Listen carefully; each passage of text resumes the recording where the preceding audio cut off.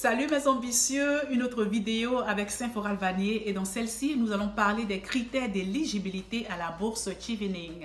Si vous êtes intéressé à postuler à cette bourse, d'ailleurs je vous y encourage fortement, voici donc les critères qu'il vous faut respecter. Critère numéro 1, il faut déjà vérifier si votre pays figure sur la liste des pays éligibles à la bourse. La bourse est octroyée à seulement 160 pays dans le monde, donc il est important de vérifier si votre pays en fait partie.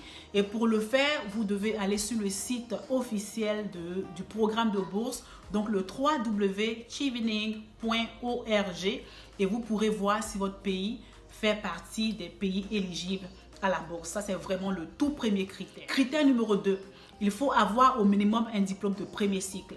Donc, on parle ici d'une licence, d'un diplôme de bachelor, on parle d'un BTS, en tout cas, tout diplôme de premier cycle que vous pourriez avoir à votre possession. Par contre, si vous avez un master, un PhD, un doctorat, ben vous êtes tout aussi éligible à postuler. Ok? Donc, ça, c'est le critère numéro 2. Critère numéro 3, il faut avoir travaillé au moins 2 années d'expérience de travail. Et Chevening va compter vos années d'expérience de travail en termes d'heures travaillées.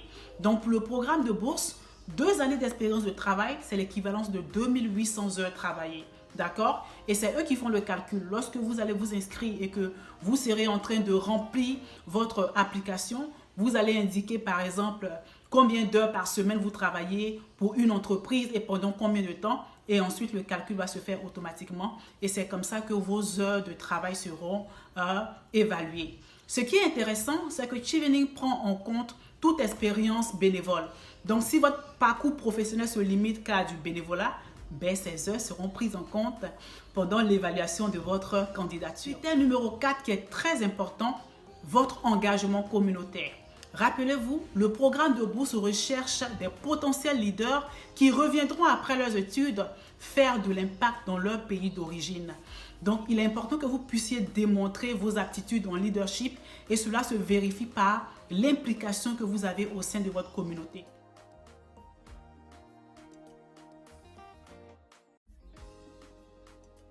Il y a 2 autres critères que moi j'appelle des critères implicites. Par exemple, le critère de la langue. D'ailleurs, ceci faisait partie de critères de base initialement et cela a été retiré seulement l'année dernière. On s'entend que vous allez étudier en Angleterre, dans un système anglophone, donc il est important quand même de démontrer que vous avez une certaine aisance dans la langue ou bien un certain contrôle de la langue anglaise. Donc, cela ne vous sera pas demandé pendant que vous serez en train de soumettre votre application avec Chevening. Par contre, lorsque vous serez en train de postuler auprès des universités, cela sera requis, d'accord? Après, ça dépendra du nombre de points que chaque université va demander par rapport à un test de IELTS ou de TOEFL et autres.